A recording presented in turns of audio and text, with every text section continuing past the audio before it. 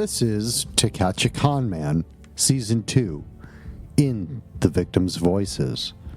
I will take you on another fascinating journey, but this time you will hear from other men and women that, like me, have fallen prey to the various cons, scams, and deceits by one of the most prolific and successful con artists to live and operate in the Midwest. You know him as Ricky Dugo.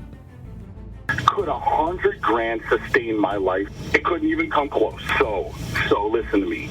If I was going to be in some sort of con, scam, conniving thing, it'd be for millions. It wouldn't be for $100,000. To Catch a Conman is brought to you by Studio 847 in Long Grove, Illinois. Listener discretion is advised, as some of this programming contains language and content that might be offensive to some listeners. Join me on this adventure to catch a conman. This is Adam Albin.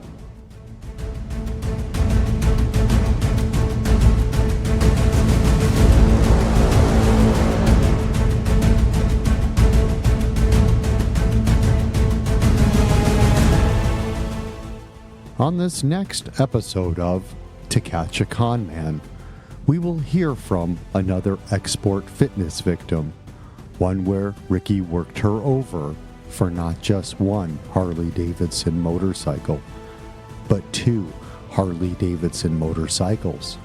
As Dugo promised Kat, he would help her build up her credit as well as her future. Let's hear from the first interview I ever conducted and meet Kat.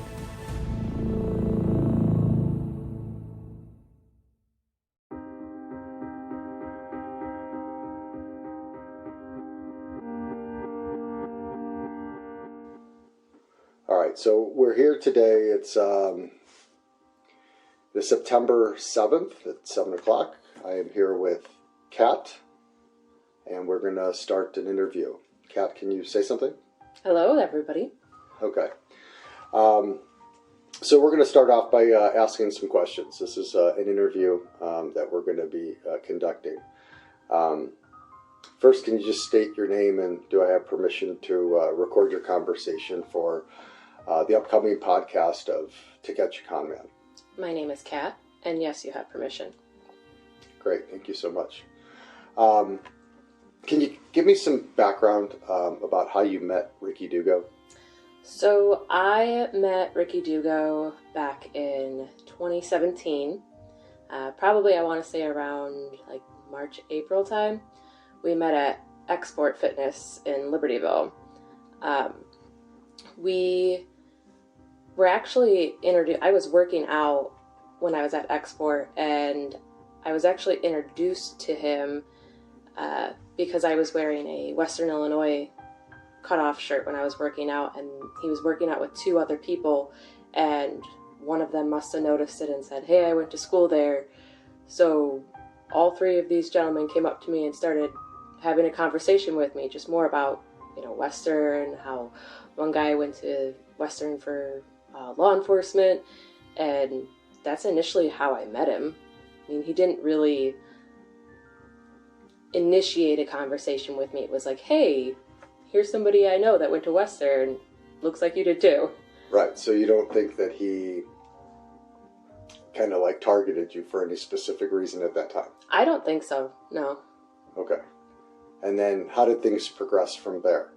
So initially, we didn't really have a lot of communication. After that, it was more, randomly see him in the gym, say, "Hey, how's your day going? How's your workout going?" Then it kind of got to where he noticed that I was training for a bodybuilding competition. He noticed when I was in the fitness room posing and everything. He's like, "Hey, I see that you're into bodybuilding. I used to bodybuild. If you ever need help with anything, if you ever want to work out together or whatnot, I'm always here. More than welcome to work out with me." So I just started, getting to know him a little bit more, starting a little bit more conversation, Obviously, since he was into bodybuilding, I was intrigued. I more wanted to know his secrets. He's a big guy. He's a big dude. So I wanted to know, hey, what are your secrets? What can you tell me? Stuff like that. And for a few weeks, it was just working out together. We would meet up with the two people that he was with, and we would all, do our lifts together and then go on our merry ways. Right. Did you know at the time that he was using steroids? No. I kind of figured. Yeah. I mean, he's a big guy. Yeah. But I was never into steroids. I never wanted to try them, nothing. I was actually representing a supplement company at the time when I met him. There was an instance where we were talking and I mentioned that I was representing a supplement company, and I said, hey, you should try out these products. And he actually bought these products off of me through my link. I think he bought a few $100 worth of products. Right. And told me about it, how he liked it and everything. So right then and there, I was like, hey, we're going to be friends. Okay. And so from there, so you're working out with him. You're working out with him and a couple other buddies. Mm-hmm. How long is he working out with you, and what's that time frame like before he drops the bomb on you? So it was actually probably, I want to say about 2 months before he started really mentioning anything about anything that he was trying to offer to me. It got to the point where I thought I can trust him. He was somebody that I can talk to at the gym. Kind of opened up to him a little bit about, I was 28 years old at the time. I was broke. I was working a full-time job that paid basically minimum wage, and I was struggling financially. And, when he would sit there and talk about, how he has this luxury life, living in, Libertyville or wherever he used to live, and going out on a cigarette boat for, in the Ozarks, and how he knew people with money. I basically went, hey, I even asked him, I said, do you know anybody that's hiring? That's hiring somewhere where I can just make a little bit more money or get a side job or whatnot. He told me that he would look into things, and probably not even a week later, he started mentioning certain things, that he could possibly help me out with and everything. We'll come back to that. What were your first impressions of Rick Dugo? Rick was a funny guy when I met him. He joked around all the time. When we were at the gym, he would do hilarious things, whether it be, walk around and drop his pants down, or, go and just talk to me about, random things, his son, or, how he was going to the Ozarks over the weekend. I thought he was a funny guy. I thought he was wealthy, of course. Didn't really think of anything else of him, though. So, like his dress, did he dress well for the gym? I know it's the gym, but was he wearing like nice clothes? Yeah, I would say so. If I remember correctly, it was a lot of like Under Armour, Nike, Tommy Hilfiger. Always came in with his hair done, his spray tan on, and a big grin. Yeah. And then, did you ever notice what kind of cars he was driving? Oh, he had many. The one I remember is his dually that he had. Then he had an Escalade, I think, or a Tahoe. Honestly, I can't remember all of them. He's had all of those. Mm-hmm. So he comes in. He's always grinning. He's got his spray tan on. He's got his hair all done up and dyed. He gives off an image. And what is that image? Just, I want to say cocky. Cocky, successful? Yes. Okay. Do you like being around him? Do you like working out around him? Oh, yeah. Yeah. He was always good company when we were there. I did notice that he kind of half-asses his workouts a little bit. Yeah. I think I was putting in 3 times the effort that he was. Right. But other than that, I mean, he seemed fine. Yeah. Okay. How long did he wait until he pitched whatever the deal was? Probably a few months. Couple Maybe a month or so. After I confided in him, about my financial situations, it was probably a good week, maybe 2 weeks, until he started offering some things to me. Let's talk about your financial situation at the time. Go back and if you could just give me a recollection of what it was like at that point in your life. Where were you? Were you living day to day? Yeah. No, I mean, I was 28 years old. Student loans came in. And those are always, part of my language, a bitch.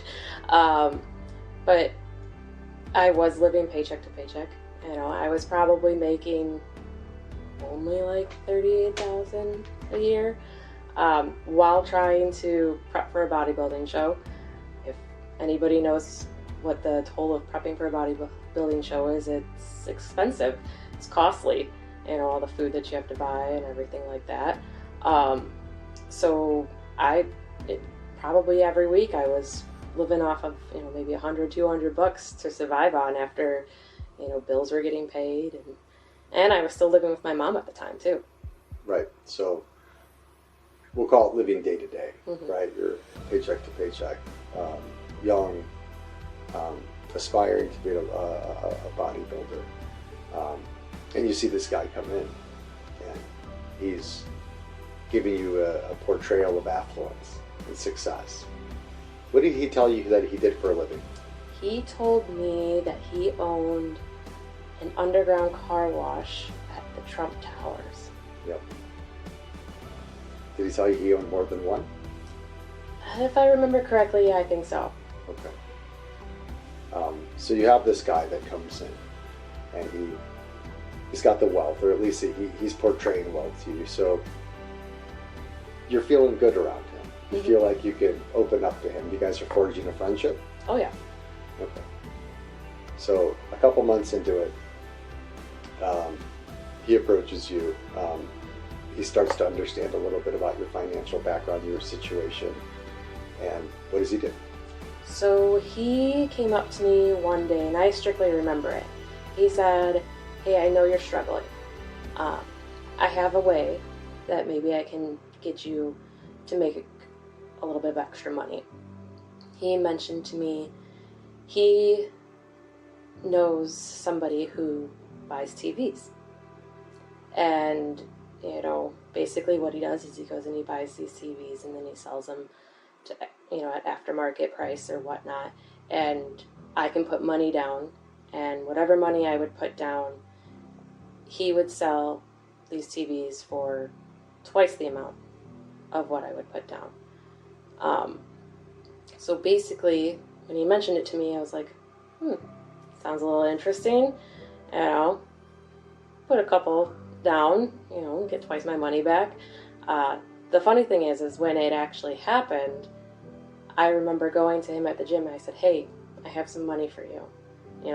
I'll put 2 down."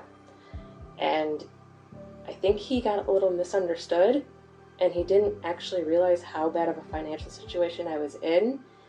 And I think he thought when I said 2, I think he thought I was meaning $2,000, when it was really just 200. Right. So he approaches you with an opportunity to change your financial situation. He's going to help you out. He's going to go out and procure some TVs at a severe discount with the money that you've given him. And in the background, he's going to buy the TVs on the cheap for a discount, and then he's going to resell them to somebody, and then he's going to give you the profit. How did that go? Not very well, actually. I gave him the money. He said, "Okay, it will be about, a week or 2 before, the TVs come in and, we can make the money." I was like, whatever. It's $200, Then after those 2 weeks, I asked him, I was like, "Hey, do you have my money? I'm struggling."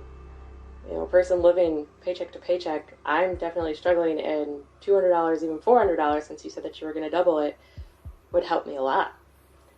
And at first he was like, oh no, TVs aren't in yet. They haven't been delivered. I'll check in with you. They should be in the next couple days. A couple days later, ask him again, hey, I'm really struggling. I need this money. He's like, okay, I'll come and I'll give you your money. Well, he actually came back, he met me at the gym, and he just gave me my $200 back. He was like, it's going to be a little bit longer, so I'm just going to give you your money back. I was like, oh, okay. So at that point, what were you thinking? What were you feeling in that couple weeks that it took from the time he had your money at first to the time that he just, we'll call it, submits back to you and gives you what is rightfully yours, the original investment? Because that's what this was. It sounds like it was an investment. Is he texting you all the time? Are you texting him? Is he giving you excuse after excuse? I mean, yeah, we were texting back and forth. When I would ask him, especially when to meet up, there was probably a week or two where he kept on giving excuse after excuse, hey, I'm stuck at work, or I'm stuck in traffic, or my son is sick, I have to take him to the hospital. He even gave me an excuse that he had to go pack up his mom's house because his mom passed away. I'm not sure if that was true or not, but... It all depends on the time of the year. His mom did pass away during some of this. That may not have been a lie, but it could have been. The excuses that he used with you, he used with everybody. Mm-hmm. There's a pattern of excuses. Stuck in the city. Had to fire a guy at the car wash. His son was always sick, or his son was playing football, or he was being Mr. Dad. So you're not alone. Mm-hmm. So he returns the money to you, mm-hmm. the $200, and then what happens? So after he returns it, everything kind of went back to normal for a couple weeks. We would still meet at the gym almost every day and work out, whether it be him sitting there talking to me and me working out or whatnot. And then, like I said, probably a few weeks later, he says, I want to talk to you about something. I think I have a way to really help you out. And at first I was like, okay, I trust this guy. He tried to help me out before, and unfortunately he wasn't able to succeed or whatnot. So he goes and he's like, I want to build your credit score because you told me that your credit was bad. I was like, yeah, I would do anything to get my credit to go up. He goes, well, what if we financed something under your name and then I just paid it for you? And I was like, well, I don't know how that's going to work. He's like, well, I know a guy who sells watches. I'm not sure what type of watches they were, whether they're Rolex or whatnot. He's like, I think we should go and try and finance for a watch. And I was like, how the hell am I going to be able to finance with my credit? He goes, well, my guy knows somebody. He goes, we'll take a look at your credit score and he'll see if it will work. And I was like, okay. He's like, I'll get back to you in a couple days. A couple days roll by. He comes back to me at the gym. He's like, I talked to my guy. I think there's something even better that we can do. He goes, how about we finance for a motorcycle? And I was like, what? So you just jumped from like a $10,000 Rolex to a $25,000 motorcycle. Mm-hmm. That's how good he is.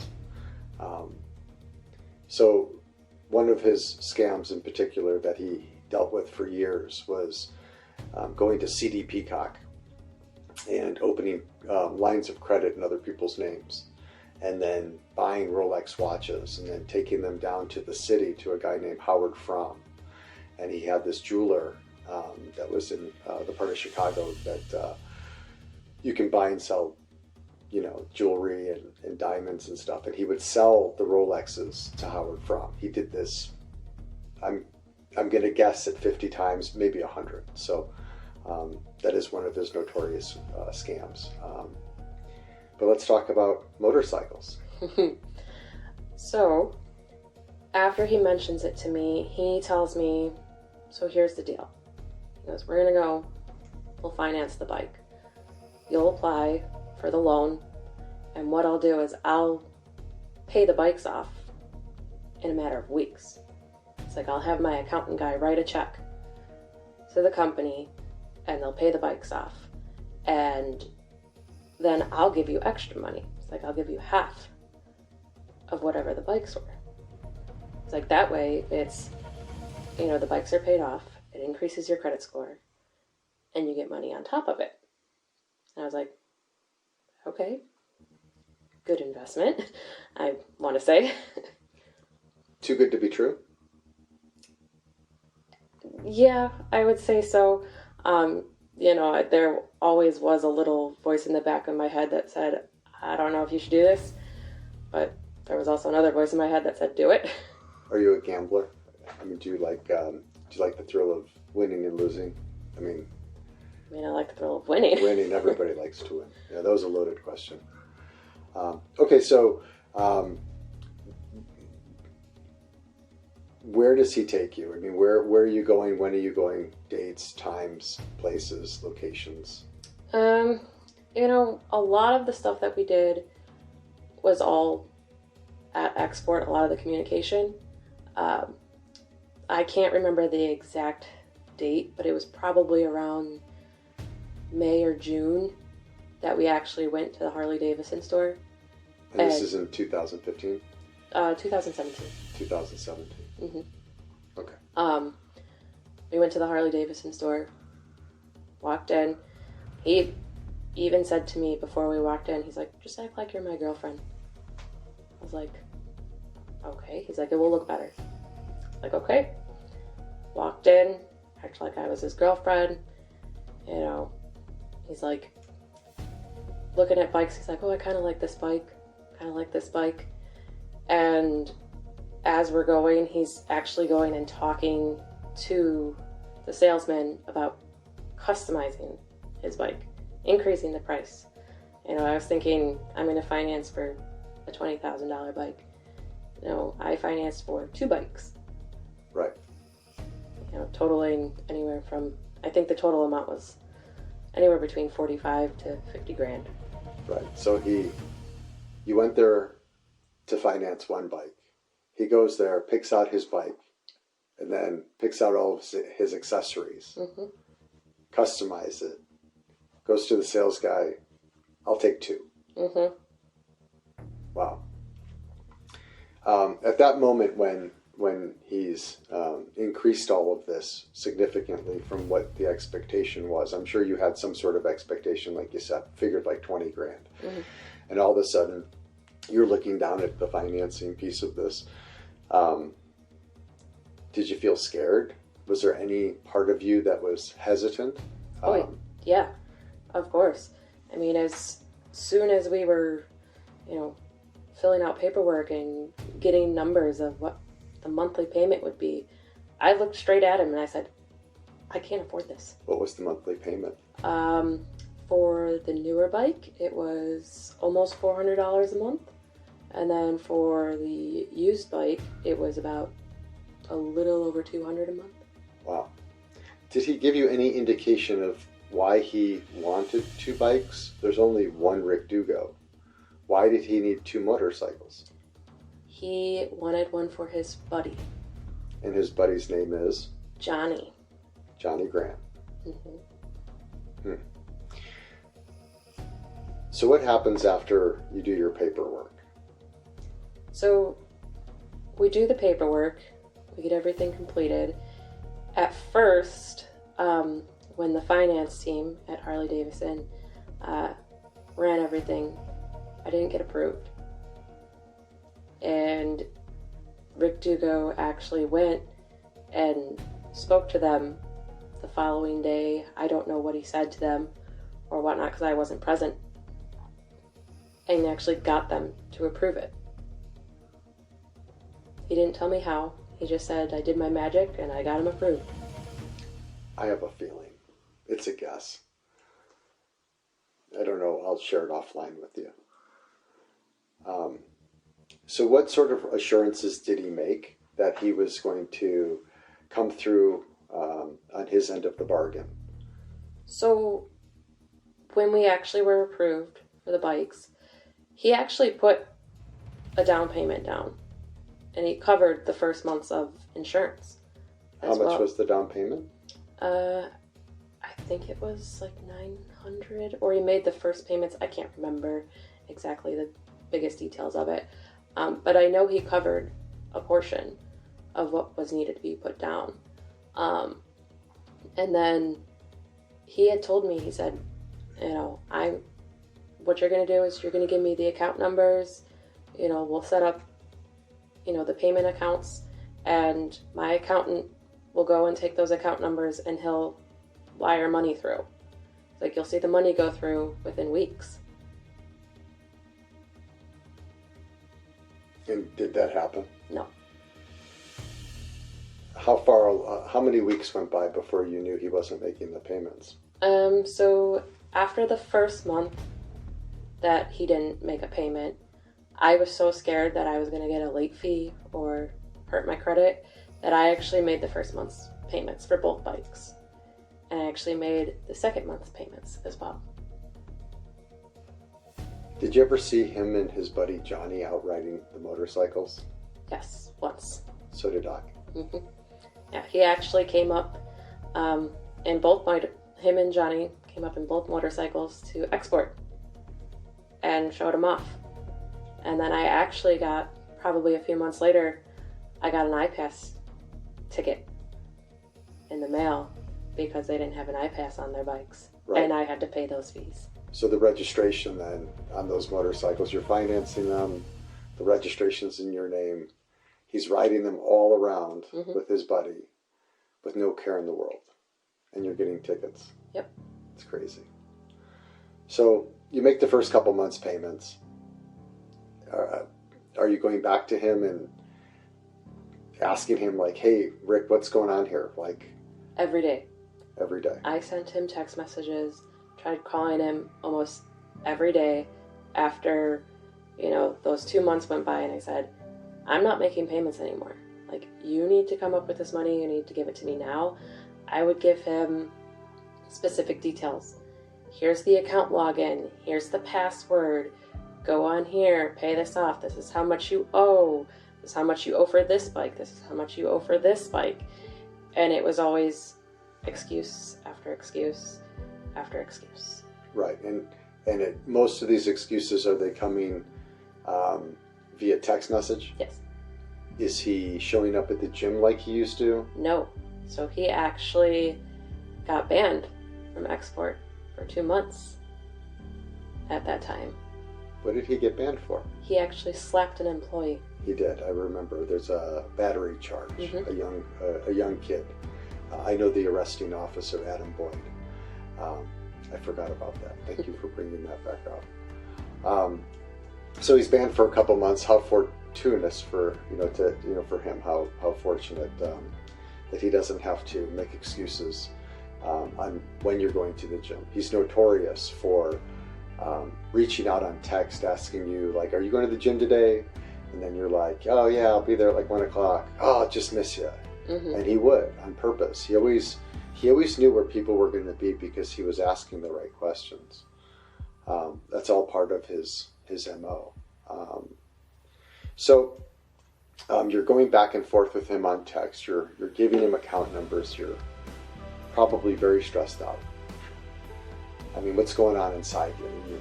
You're freaking out? Oh yeah, I'm freaking out. I'm getting calls from the banks. My bank account is shot from all the payments that I was making, trying to figure out how am I going to pay for this. Watching my credit score go down. And, just basically, I was going through some health issues as well. Having some back issues and, being ill. It just didn't help at all. And then the stress, it's compounding, right? Did you find yourself like losing weight? Did you what did the stress make you feel? Like, what were you doing? What was your like? For me, I didn't eat when all of my stuff was going down. I stopped eating, so I lost like 15 pounds in like 10 days. Were you just like a hot mess? I mean, I wasn't that hot of a mess physically. It was more just taking a toll on me. Nobody in my family knew about this. I didn't tell anybody about this. So keeping that burden of a secret on me, you know, I had to go to work every day and try to put a smile on while sitting at work, you know, messaging Rick, you know, to try to get a payment from him. And each and every day that I didn't get a response or I got an excuse and nothing came through, it was just eating me alive. So then what'd you do? I just kept on messaging him. I got to the point where I was so fed up, I even told him, I said, hey, if you don't make payments, I'm going to report these bikes as stolen and I'm going to go to a lawyer. As soon as I said lawyer, he starts messaging me back right away. Sure. You know, I'm sorry I wasn't able to get around to you. Payment will go through, you know, shortly. I promise it. Promise. And at that point I was like, you know, whatever. You know, I'll see it when I believe, or I'll believe it when I see it. So the collection agency's coming after you at this point? Yes. I had actually gotten notices of, you know, late fees. Default, and then actually got the notice that the bikes were going to be repossessed. And that was a nightmare to go through. So the bikes are, was he storing them at his house? That is what I was told. Where were they actually? He said, finally, when I was able to get him to give me an address, I believe it was at his buddy Johnny Grant's house. Right, in Libertyville, Illinois. Mm-hmm. What were the reasons that you went in on the deal? I mean, I know that you had some financial, we'll call them financial issues or some struggles. Was there any other reason? I mean, were you thinking at some point like, man, so, you know, that extra money is really it's gonna change my life? Yeah. What were you going to do with half of the worth of the bikes? What were you going to do? What were your dreams? I mean, honestly, I was thinking, hey, I can get my student loans paid off a little bit quicker and get out of my mom's house. I can, you know, get a place of my own and be able to actually live my life. That's not what happened. Nope. At what point did you know, like inside, like your heart of hearts, at what point did you know that this was a scam? At what point did you know that you were getting screwed over? As soon as he actually got kicked out of Xsport and he wasn't responding to me at all. There should be no reason why you can't respond to somebody about a deal that you made with them. And as soon as it was, like I said, days upon weeks of getting no responses or excuses, I was like, yeah, it's a sickening feeling. Mm-hmm. Especially when you have nobody to talk to. It's tough. Did you ever feel like you should go to the authorities? Did you ever feel like, you know, maybe something else is going on here? You know, I did think about going to the authorities, but, you know, young people and the internet looking up these things, it was more like, I don't think the authorities can really do anything because the bikes are in my name and technically I'm responsible for them.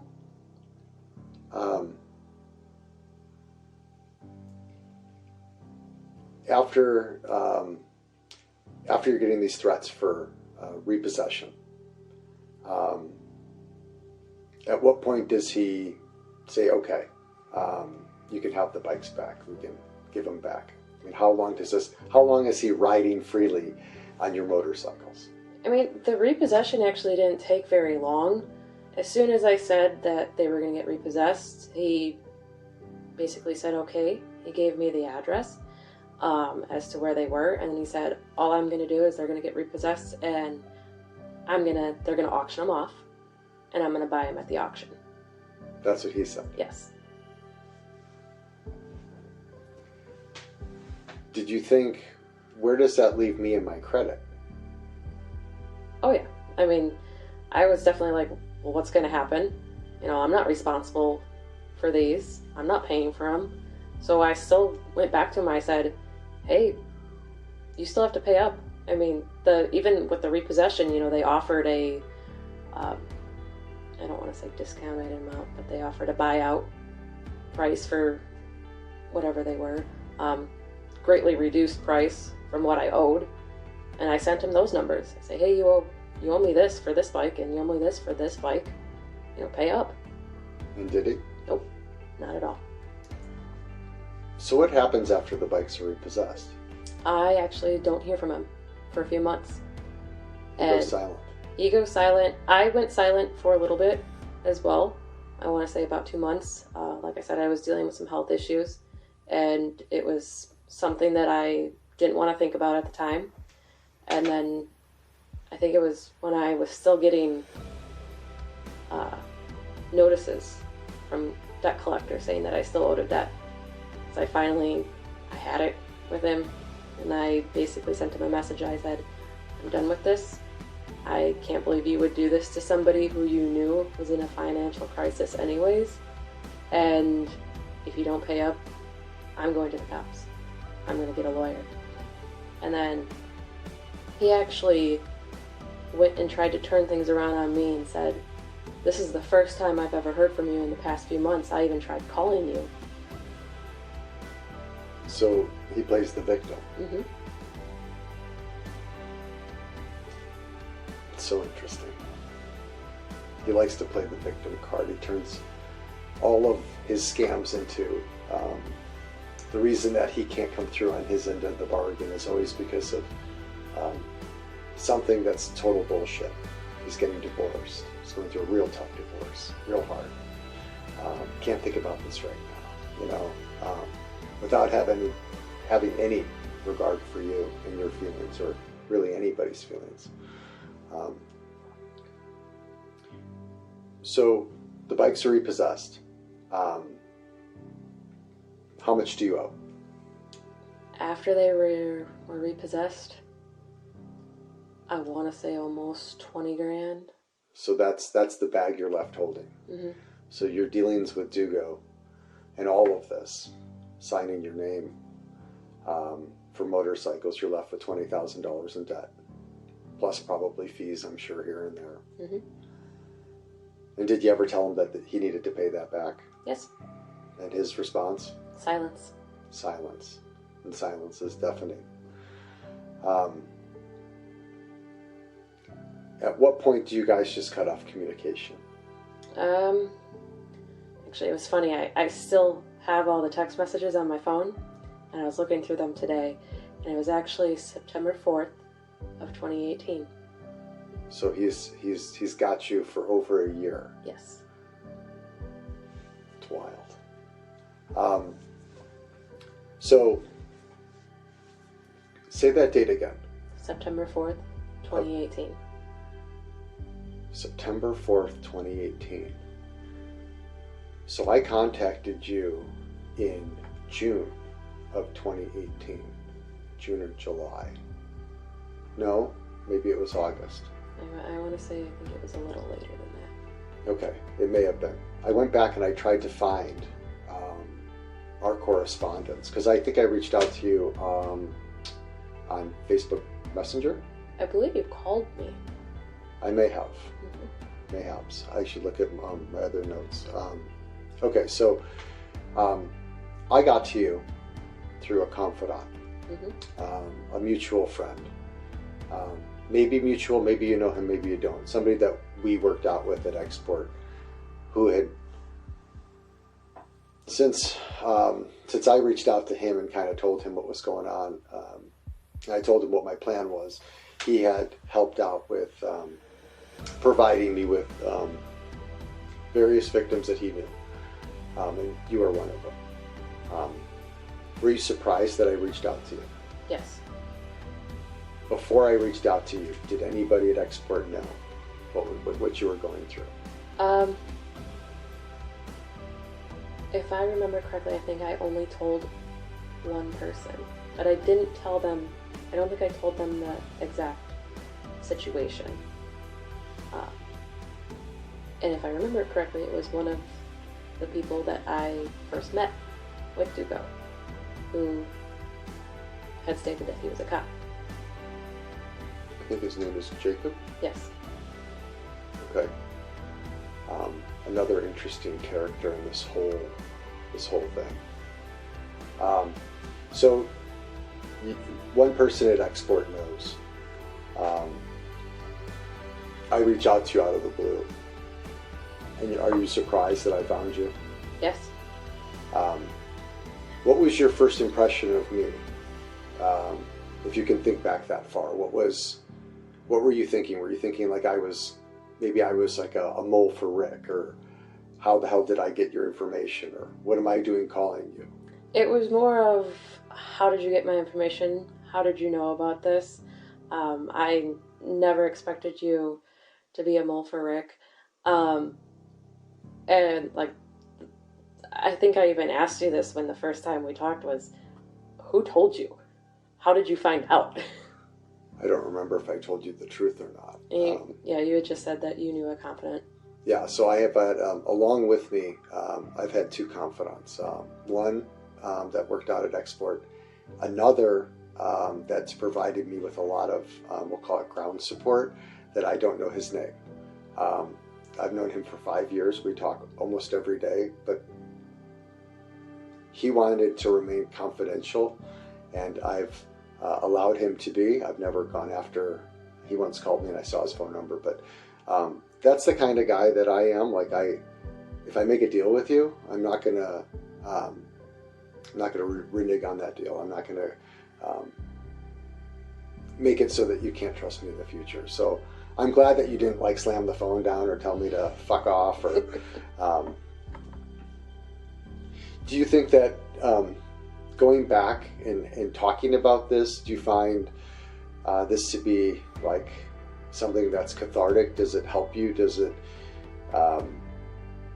make you feel like there's like a sense of therapy, like when you're able to hear other people that have gone through something similar to you? I still don't mention it to this day. My husband actually didn't find out until probably about 2 years ago. Wow. Mm-hmm. So you've internalized for that long. Yes.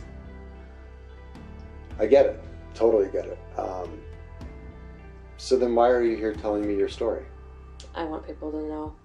I want people to know that they're not alone in this. It happens every day. And don't keep it bottled up, because it will destroy you later on. I absolutely appreciate that. I find one of the most interesting things are a lot of the people that I've talked to find it to be a little therapeutic in having these conversations after they've internalized for so long. But the biggest piece is that so many of us want everybody to know that Rick Dugo sucks, and he should never be allowed to do this to anybody else. And what you're doing here today is so important, because you're here giving your story, and it's a forewarning that this can happen to anyone. You never think it's going to happen to you, and when it does, it turns your life upside down. But there is light at the end of the tunnel. So I really appreciate you taking the time to do this with me. Did you know anybody else that was a Rick Dugo victim at the time, like when all this is happening to you? No. Not a single one? No, not at all. So you never knew how big he was? No. Do you know how big he is today? I can imagine. Take a guess. He's probably well known now. How many people do you think that he's conned or scammed? How long do you think he's been doing this?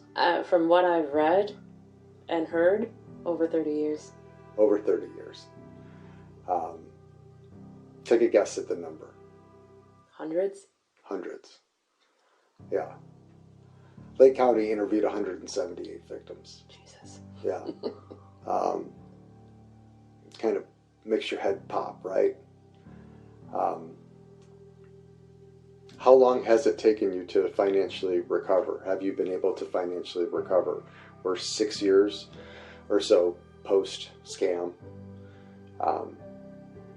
You were forced to repay your debt or file bankruptcy. I actually was told when I placed the report with the police department was to not pay. I was told to tell the debt collectors that it was under investigation. Okay, so we're gonna travel back a little bit in time. So when you say the police, you're speaking of Lake County. Yes. Detective Bill Bang. Yes. Okay, so I call you. We have a conversation. I ask if you would be willing to help. You said yes. You did, and I'm super appreciative. So then the data is taken over to Lake County. Mm-hmm. A file is opened. You get a call at some point, I would think. Who's calling you from Lake County? Oh, the attorney, it's like Kevin Barrow? Okay. I want to say. So, but you did an initial investigation. Did Detective Bill Bang have you come in? He did have me come in, and then he did also recommend to get a lawyer, and he recommended a lawyer to me. Okay. So they recommend that you don't pay your bill. Mm-hmm. So you didn't have to file bankruptcy. Nope. Has your credit score been affected? Yes. What happened with your bill? As of right now, I'm still receiving a bill. And eventually, will you be forced to pay it? Honestly, I'm not sure.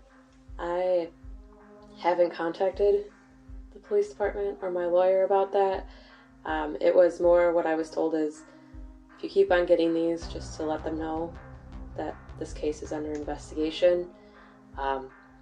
I haven't received one since Ricky Dugo's last trial, since he was convicted. Just waiting to see if there's another one that's going to be coming through. All right, so let's talk about that. So, all this time goes by, right? And there's all these hopes. It took almost 5 years from the time that I reached out to it's 4.5 years until this went to trial. Did you think about it at all? Did you think, man, what happens if he gets off? What happens?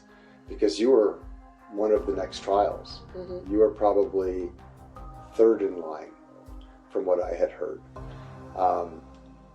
So did that make you nervous, the thought of having to face him in court? Yes. Were you scared of Rick Dugo? Yes. Are you still scared of Rick Dugo? Yes. Were you surprised at the verdict? A little bit. Just knowing that from what I've read and what I've heard is he's gotten away with it before. He's gotten slaps on the wrists and whatnot. So I was terrified that he wasn't going to go. I was also a little surprised that he didn't get more for how much you built on his case. So there's some things that had happened along the way. The pandemic didn't help. There's a changing of the guard. So when this case was first picked up, it was Detective Bill Bang and Assistant ADA named Fred Day. Mm-hmm. Both of them, one retired, and then Fred Day went into private practice right before there was an election. And in the election year, the interesting thing is how the entire regime, and it went from like Republican to Democrat. So you had a whole new set of people and attorneys that came in. And so you have the pandemic paired with an election, and that was like 3 years of delay. So there was some time when I thought it was all touch and go. The reason I say that is because there's the statute of limitations in Illinois. If it's under $100,000, you have 3 years from the time that the crime's been committed to the time they are arresting, you have 3 years. So when I presented the case to Lake County, there were 5 or 6 charges or victims that were within a time frame of like 2016, 2017 that fell off by the time he was arrested in 2018. We lost like 4 or 5 victims. Those victims would have had about another 10 to 12 charges. So instead of him looking at a set of 6 charges for the 3 of us, he would have had like 18 or 20. And then there's the subsequent charge with Maselli, which was another 6 charges. He would have been looking at some serious time. But white-collar crime, nonviolent crime, is very rarely prosecuted, or if it is prosecuted, the punishments are normally fairly lenient. How soon after his trial did you find out he was guilty? Honestly, it was not too long. I think I got a call right away from Kevin Barrow stating his trial got moved. I was actually out of town. I was at one of his softball tournaments. Told me his trial got moved. You're more than welcome to come and view it. And I think it was 2 or 3 days after he called me, letting me know. That's wild. What did you think? I mean, okay, so you hear he was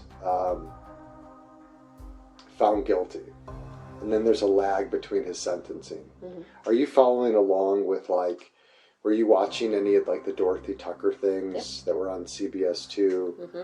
Mm-hmm. So you're watching all of these things, these little jabs at him along the way. If you had to guess, like, after he's found guilty, what were you expecting him to get in terms of time served? From the amount of information that I heard and I was told, I was expecting him to at least get at least 10 years. But I didn't know about, he's sentenced to this amount, but he's probably only going to serve this amount. So, nonviolent crimes in Illinois. Mm-hmm. You serve 50% with good behavior, and then they gave him a credit. After 3 months in prison, he was given a 6-month credit. All in on his 8-year deal, because he pleaded Maselli's case out to 8 years. He was supposed to serve 4 with good behavior. He'll probably serve 3.5 years. But let's not forget that this is somebody that promised the world and all of his friends and family that he was never going to jail. Mm-hmm. So, I mean, how are you feeling today? Honestly, still upset with everything. I mean, I'm glad that he's in jail, but it doesn't help me out. What I really was hoping for was he'd go to jail and maybe I'd get some restitution to cover the amount that I still owe, but that wasn't promised. So there's an order of restitution for you. Mm-hmm. You're one of 4 that have an order of restitution. The problem is that there's no penalty if he doesn't pay his restitution. So if he gets out of prison and decides he's not paying any of us back, he doesn't get additional time. The only way that you could recoup is by suing him civilly. Mm-hmm. And garnishing his wages. But he'd have to get a job to do that. Since he never gets a job, that's never going to happen. Mm-hmm. I get it. I get that feeling of being angry. Do you think prison will change Rick Dugo? No. Not at all. What do you think is going to happen when he gets out? Go back to his normal ways. He's got nothing in his name right now, so he's going to go and try and find another way. So you believe that this career Conman will continue his career without remorse? Of course. What do you think that he's thinking about right now in prison? Honestly, I have no idea. In the back of my head, it's probably, I'm going to get these people that went after me, That's the worst of the worst. Yeah, there's no way. There's too many of us. He'd have to, I always thought about that. Like, how many people would Rick have to kill or hurt? It would be like 300 or 400 of us. He could never do it. What I've learned through the process is that sociopaths rarely get violent. And the reason that they don't get violent is as soon as they cross that line, all of a sudden they have a battery charge. Battery, being violent, almost instantly you always go to jail or prison. Financial crimes, white collar crimes, me against you, I've taken your money on a deal that went bad. If it was just 1-to-1, and if it was just you and him, you would have to sue him civilly. What differentiates here, I find so interesting, is that there was a point when so many of us got together and were able to present all of this information. So all of these things that could have been civil if it was just you going to the police or if I'm just going to the police. But by having so much information and having such a diverse set of victims, we were able to say that there's pattern here. And that's what's I find so interesting. There was something that came up at trial called the additional acts motion. And it was a motion that the judge had to determine if he would allow it to exist or not. And what it was a motion, a document of all of the other people that had identical crimes that had happened that were outside of the statutes of limitations.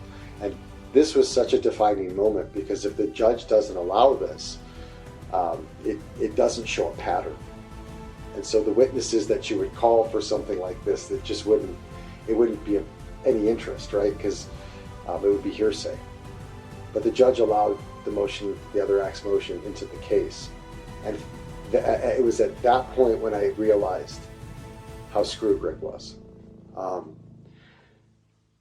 I think that you were very fortunate that you didn't have to face him at trial. I don't know how to say this without really getting in trouble, but his attorney, he had one attorney that was a monster. He was a bigwig from Chicago that represented, he actually just represented, there's they called them like the Big Four. They were the politicians that got caught sponsoring Mike Madigan. Pretty big attorney. Anyway, he was really hard to navigate around. Because when he was in front of you, he was an animal. And he made you feel really, really shitty. I'm glad you didn't have to go through that. Is there anything else that you want to say to this audience? I mean, when it's all said and done, I think that you said, you're really hopeful that this doesn't happen again. How do people protect themselves? What do they do? Honestly, if this ever were to happen to anybody, I would say to talk to somebody right away. Don't hold it in like I did. Don't think that you can handle the situation on your own, because you can't. And make sure you have full support from everybody else. All great words of advice.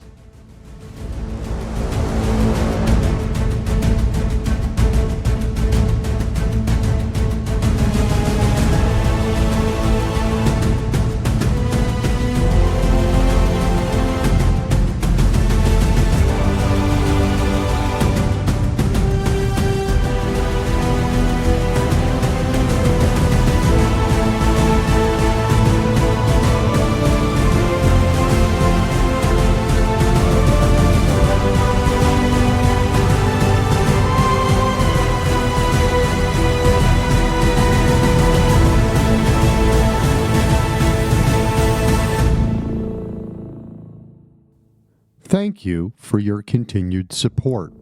On this last episode of To Catch a Conman, you heard the story of a young woman named Kat who met Ricky Dugo at Xsport Fitness. Dugo offers Kat a business opportunity that expands into a way for her to build up her credit score.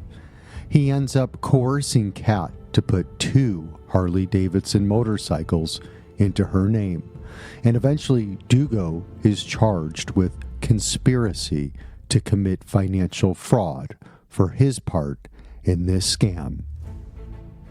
Coming up next time, we will turn our attention to the Greg's Landing neighborhood and explore the two-part story of one of the first Ricky Dugo financial crime victims that found the conbyrick@gmail.com email box. He is also one of the few victims that faced him and testified as a witness in the trial of the state of Illinois versus Ricky Dugo.